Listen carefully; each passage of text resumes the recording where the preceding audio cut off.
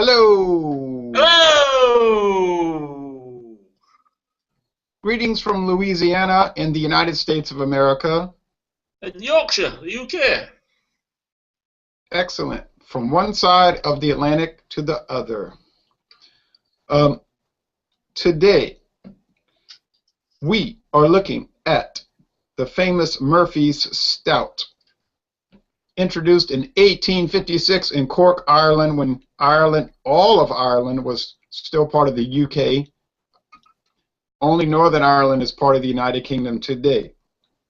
This beer was This beer was started by James J. Murphy. I have a 14.9 ounce can. I don't know what that is in metric system because it doesn't give the metric size on this US. I've got a 440 ml. 440, okay. Ooh, listen to that widget. Now, Murphy's draft did not... Oh, nice smoke. Murphy's... Okay, it says tilt the glass. Okay. Murphy's did not come out in a draft version until 1989. Which... chocolate milk.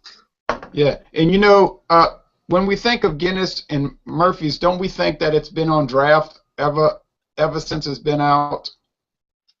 Yeah. But you know, Guinness did not go on draft until 1958, when they test marketed it, and then in 1959, Guinness went on draft everywhere. I was shocked by that because I thought it had always been a draft version. And Guinness and Murphy's are two of the most famous stouts out there. Yeah. And I think the Irish did the stout to compete with the London market. That's interesting. Now, this beer is pasteurized. And interestingly, my can says brewed in Edinburgh, and I guess that would be Caledonian Brewery, under the supervision of Murphy's, Cork, Ireland. What does yours say? Same, brewed by Scottish and Newcastle, which is exactly the same, out of Edinburgh, under the supervision of Murphy. So all that means is basically someone from the Murphy's part of the umbrella comes and checks and see if it's up to scratch to the original recipe. Right. And that's all part of the Heineken International group, one of the world's largest brewing companies. Now, 4% alcohol, that's very drinkable. And I want to go back to what you said earlier, Stuart. You said to respond to the London market. What do you mean by that? Well, I think back in the early days, wasn't London for all the porters and stuff like that? Right. And a stout is a variation of a porter. Yeah, I mean, I think in the early days, a stout also known as a strong porter. Right. It is a porter. It's a stout porter, which is a type of ale. Now, looking at the head on mine, it's very creamy white, and it almost... Have you got a head on yours? Yeah, creamy. Yeah. Colour is very dark, but there is a slight colour, a darkish brown coming through it. Yeah, I'm getting that from outside. We have a very bright sunny day, and it's coming in a little reddish brown. Now they say on the can, chocolate malt, pale malt, roasted barley, and apparently they use Target hops. I don't know much about Target, but isn't that an English variant? Yeah. Yeah. I'm guessing there wasn't that many hops back in the day, and there were only... I mean, now there's so many different variations of hops, isn't there? Yeah, it's incredible. I'm still looking to get a draft can of Guinness. I know you want to do an examination of Guinness, and I blew through those 64 cans that I had, and now I'm noticing that the price is rather high, but I will try to get. Yeah, I purchased 4 of these for £3.49, and I like no, Stuart. I've got to drink this when I'm drinking with J.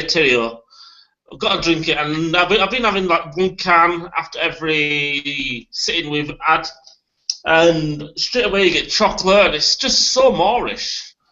And I think we said the week when we were examining different lagers, I had one of these, and it just so creamy, milky chocolate.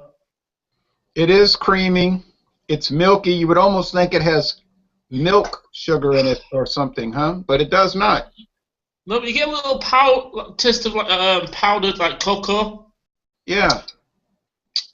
But it's really creamy and milky. And that must come from the chocolate malts. Yeah, well, you get once all that creamy chocolate goes, that cocoa, you do get, like you say, like chocolate malt at the end. Just nice. Yeah. Oh, I'll tell you what. We ought to get in our time machine next chance we get, and you and I can go back to 1856, and we can go to Cork and try it. Yeah, see how the original recipe, because I'm sure they've changed this to grow with the times.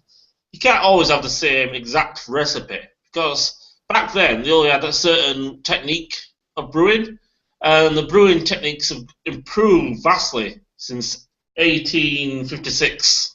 Yeah.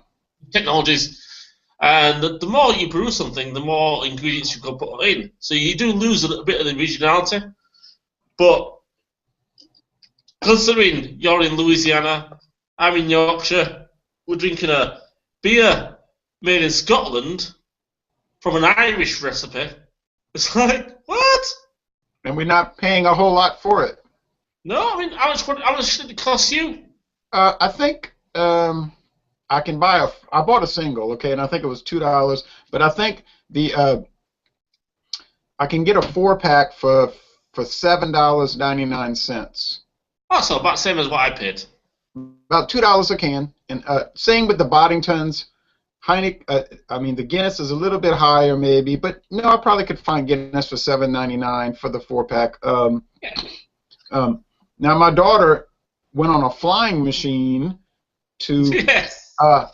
Ireland and Scotland and England in the summer of 2014, and she went to Cork, Ireland, in fact, and she said in Cork, Ireland, Murphy's still was the ruling beer there, and it's not that popular anywhere else around the world. It's not particularly popular. Guinness is the popular stout, but she said in Cork it was very popular, and she enjoyed it more than Guinness. She found it was a little sweeter and lighter. I prefer this over Guinness. But when I went to Ireland, I think there were about 3 to 4 different variations of stouts over there.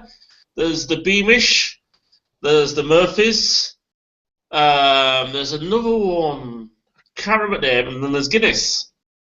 But if we had Kevin Black, he'd be able to tell us straight away. But I prefer Murphy's. I mean, they do say it's different over in Ireland, and it is because it's a little more time and care. If you come to Yorkshire, you get the closest thing is probably Sam Smith's Extra Stout. But you can only get it in Sam Smith's pubs. But yeah, every time I see Murphy's in the pub, it's mostly on keg, but it's still as good as when it is in can. Yeah, and she, I think she bought some, and she drank it. She said it was very good, but she didn't find it was quite as good as what she was drinking in Cork. Yeah. Maybe that was just in her mind, but I don't guess it was just in her mind. She probably probably always best fresh out of the tap, freshly brewed, wouldn't you think? Yeah, I mean, just trying to see if I've reviewed it. Now, I noticed when I was also in Ireland that there's so many variations of Guinness. yeah. Now, she was going to school in Cork, but I believe she went to Dublin and she went on a brewery tour. I know she went on a brewery tour of Guinness, and she said it was really fascinating. She said over there in Ireland, those people were drinking stouts left and right all day. All day. I found it. It's Carlow Brewery and O'Hara's Irish Celtic Stout. That's the other one I had. Yes, I've had that delicious beer. But yeah, I mean, there's so many variations of Guinness. And I think there's only about 2 or 3 of Murphy's. I mean, you were mentioning before we started about is it the Red Ale? Murphy's Red Ale, yeah. Irish Red Ale. Which you've kind of got addicted to that now. Yes. And I want to get a 6-pack of it. Let me say this about the Irish Red Ale. You should never drink that beer and go on your first impression. And I don't know if you've experienced this, Stuart, but sometimes when I drink a particular beer brand, the more samples I have, the more I notice about it. Yeah. It seems like every bottle I drink of the Red Ale, there's something new I discover in the flavor and the aroma, and I don't know how to explain it. And I don't know why that is. It comes into that category of session beers. And session beers, sometimes, they're a bit awkward at the start, but the more you drink, the more flavoursome, the more flavour profiles you pick up and all that stuff. But it also has a continuing stream of why you got your second one, why you got your first one. It had you hooked. And I think a few months back we were talking about when people walk in for craft beers, they only buy the one and never return. Never. Now, we said this about the big companies buying these brands. The reason they buy these brands is people return. I mean, I must have had this so many times on tap, so many times in can. I think Murphy's only serve their beers in can. I don't think they do a bottle variation. Oh, okay. But I know Guinness do a bottle variation of theirs. Yeah. Yeah, I guess what you're saying is those are old reliable brands. Old reliable. Yeah. And the fact that it's £3.49 for a 4-pack, and you're picking up so many flavours, like the chocolate malt, the slight bit of cocoa chocolate as well, a slightly creamy lactose. Yes, and another thing, it can hold its own against more expensive and exotic craft beers. In fact, I feel comfortable saying that. Yeah, I can. I mean, I almost bought another 4-pack this past weekend because I thought I'm going to end up drinking that because I want it for our talk. Because I would buy this as a standby beer. Yeah. And we talk about beer. You know when you get to house pies and you take beers to someone's house? I would take this. That's my pizza. But I would take this to someone's house. I mean, not a lot of people would drink it. I mean, there's a difference between lager drinkers and ale drinkers. Yeah. Can you hear me when you go into the kitchen? Yeah. 1 sec. I was going to talk about a stout that Anheuser-Busch came out with around 2005, 6, 7. It was called Stuart. I was talking about a stout that Anheuser-Busch came out with around 8 or 10 years ago. It was called Bare Knuckle Stout, and it had a guy fighting, bare knuckle, and well, it wasn't too successful. They didn't really promote it, but it was interesting. It was bare knuckle stout, and I think it had a little higher alcohol by volume, and it was very. How you talked about the chocolate cocoa powder. Yeah. It had a really strong cocoa powder note, and I mean, it was such a dry beer. I think that might have turned people away. But when I went to a brewery tour there, and I believe it was 2007, I was with my father, and I drank some fresh out of the tap. When you go to Anheuser-Busch and they have the draft, they have a lineup, and they change it every day, but they'll have different beers they're showing on their draft. You can't beat those beers when they're fresh out of that tap. And the Bare bare knuckle stout. The guy poured it and he let it roil in the glass for a little bit. He said, "Let it settle now," and it made that creamy head that we were looking at. And oh, it was wonderful. It was wonderful, and it wasn't long after I didn't see it anymore. But too bad. I never saw it in bottles. Oh well. Anyway, I just wanted to mention that it was in my head. When I had the original Guinness in Ireland, I saw it on the tap and I thought, oh, right, I'll ask for it. And only select pubs in Ireland do the proper Guinness because it takes so long to pour.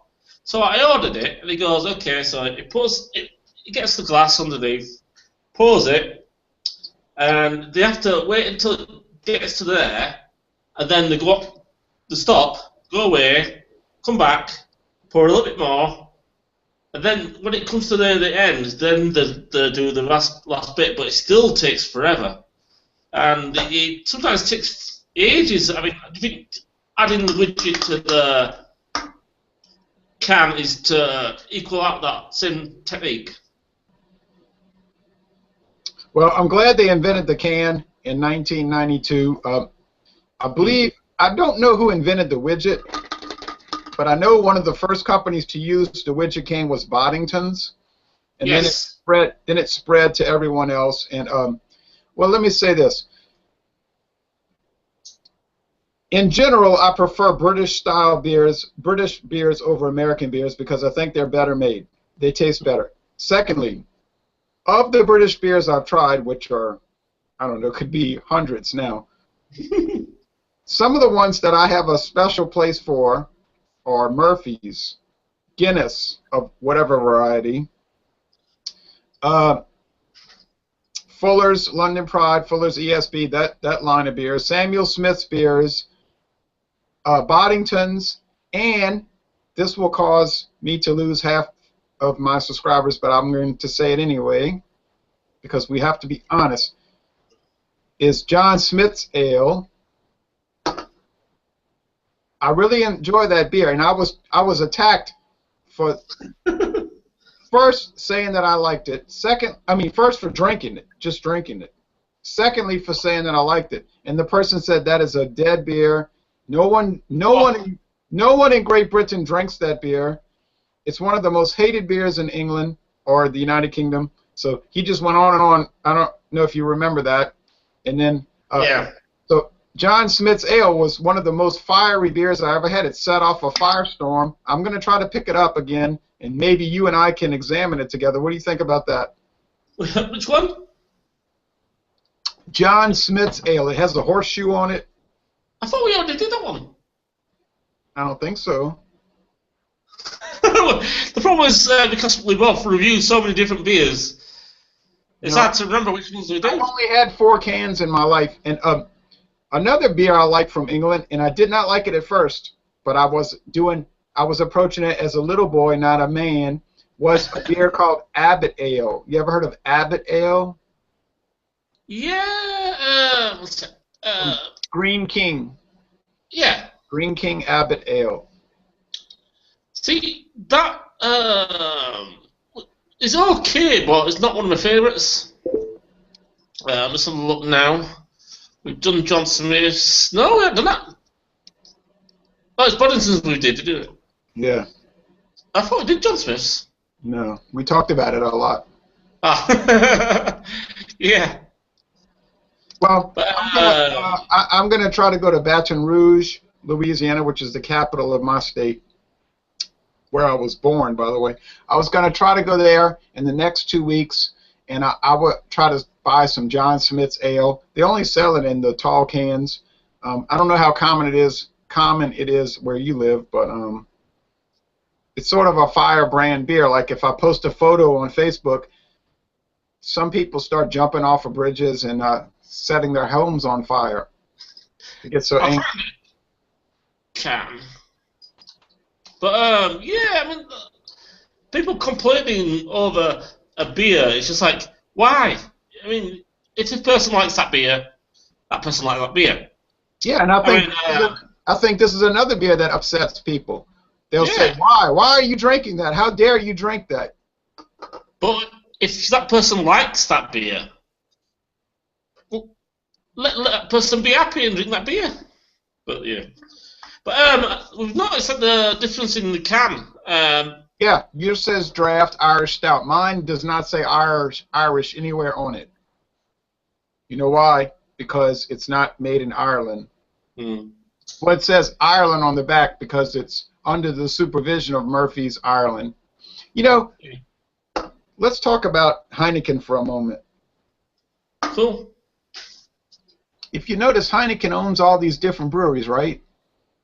Yes. But it seems like they allow those breweries to run their operations in a semi-independent manner, no?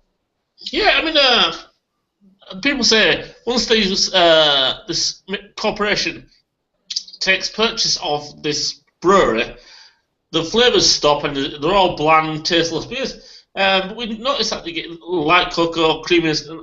If they were to remove that away, we've noticed that when we had Heineken and all the other products. Yeah. So, why would they take away something that makes a profit?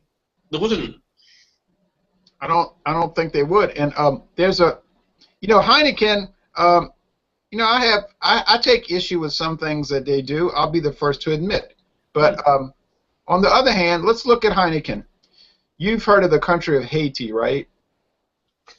Okay, yeah. It's a little country in Latin America. It's very poor. It's the poorest country in the Western Hemisphere. Okay?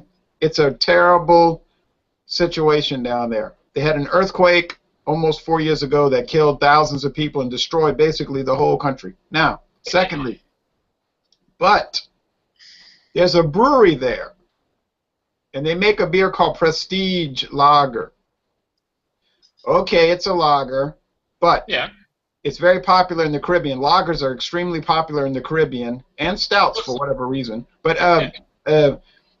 Heineken bought that little brewery and owns it today, and one of the first businesses back online after the earthquake, employing people and helping them get a paycheck every week, was Prestige Brewery, owned by Heineken, and they sell those little squat bottles in some parts of America. I bought a bottle in the very bottom tip of Florida, and they do a pretty good job with that beer, so I just thought I'd bring it up. I admired them for, they could have abandoned the brewery and said, forget about Haiti.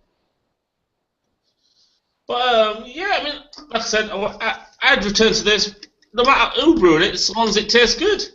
And like I say, Heineken do a great thing by distributing the Murphy's beer across the world and also employing various people from Ireland, Scotland, America to distribute the beer. Let's think about the great Heineken beers that are produced. Murphy's, Heineken itself, Amstel Light, which to me is one of the better light beers that a person can get a hold of, not that I'm a light beer fan. The Heineken Dark, which is so rare and not popular, but it is good. Xingu from Brazil. I don't know if you've heard of Xingu. Oh, yeah, I think I had that. Oh, it's a black beer. Oh, yeah, yes, you hated it. Okay. With a passion. I liked it, and I had one that was years old. I had one that was out of date, but I think sometimes the age will help it. Heineken makes the Tiger beer, which is a fantastic Asian beer. Heineken makes, well, we could go on and on and on and on and on and on. We could go on and on for an hour. It's incredible. If you get on the Heineken International website, it's not a very good website as far as describing the beers. They give you a list of beers they make, but they don't describe them, so they do a bad job there. But they make a fabulous portfolio of beers. I could do Louisiana beer reviews and only cover Heineken products, and it would be a fantastic adventure. Yeah. Okay. I'm hungry, sorry, I've been working all day. But would I recommend this beer? Yes. Would I recommend it to new drinkers of stouts? Yes, because it's perfect access. It's not a killer ABV. It's cheap. It's affordable to buy. And even though the flavour does dissipate near the end, you get almost like a bourbon biscuit as it warms up. Yeah, biscuit. Yeah, biscuit. I would highly recommend this beer. It tastes nice with pizza. Yes, and I think it's a good beer for someone who's looking to move up into higher level flavors to the craft beer world. I would not recommend John Courage Imperial Russian Stout because it's so hard, so harsh, so high alcohol. It's beautiful. It's a fabulous beer, but it would turn away a lot of newcomers, you know. Now, to end this video, I want to know about the pizza. Oh, it's some meat. I noticed Murphy's works really well with ice cream as well. Vanilla. Vanilla? Yeah, because I had some the other week and it paired really well with vanilla ice cream. So it could work in pairing with a dessert. You've cooked with a lot of beers. Yeah. Yep. And I think Guinness works well in a broth. And I'm sure Murphy's is the same. Oh. Excuse me. And I think Murphy's would add creaminess to the food. A certain creaminess. Well, I have really. I could find fault with Guinness. I'm sorry, choking. I could find fault with Murphy's, but that would be nitpicking. I would rather not. No. Really, I have no issue with it. I think it's almost a perfect stout to me. What about again? Yes. Does it work well for beginners and session beer drinkers? Yes. Is it value for money? Yes. Yes. Fabulous beer. It's a shame that it's not popular. People don't know about it. Heineken does nothing to promote it, which is sort of sad. But name the minuses. It doesn't compete with Imperial Stouts because it's not there. It's supposed to be. No, it's not. With bourbon barrel-aged stouts because it's not supposed to. Does it compete with everyday sessions craft stouts? Yes, it does. Yes. What about again? Yes. Yes. So, folks, so people watching, don't compare this with an Imperial Stout. Don't compare it with any rare stout. Compare it with a session stout. And that's what it is, a session stout. So thank you, folks, for watching this video production. And join us again when we examine another beer. And enjoy your Murphy's, whatever you want to call it, stout, porter, ale,